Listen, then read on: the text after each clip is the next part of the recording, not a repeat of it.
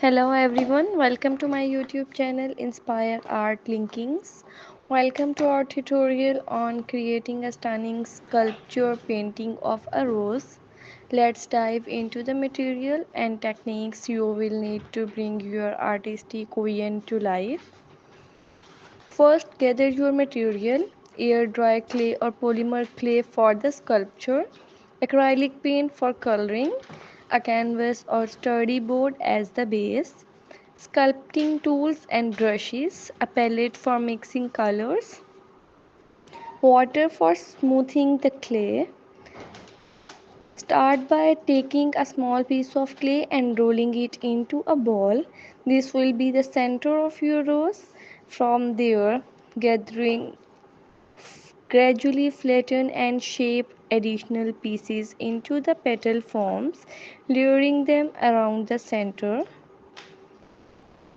Use your sculpting tool to create texture on the petal. Gently press and pull to form natural lines and curves. This step adds realism and depth to your rose.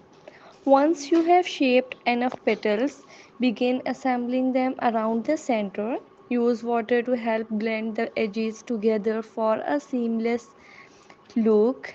Take your time to position each petal for a natural appearance. While your rose is drying, prepare your canvas. You can paint the background or add a layer of texture with modeling paste for an interesting effect. Once your sculpture is completely dry, it's time to paint. Start with a base color for the petal, then layer lighter and darker shades to create depth. Don't forget to highlight the edges for a realistic touch. After painting, allow everything to dry thoroughly.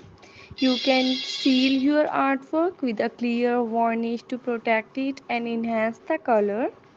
And there you have it, a beautiful sculpture painting of a rose.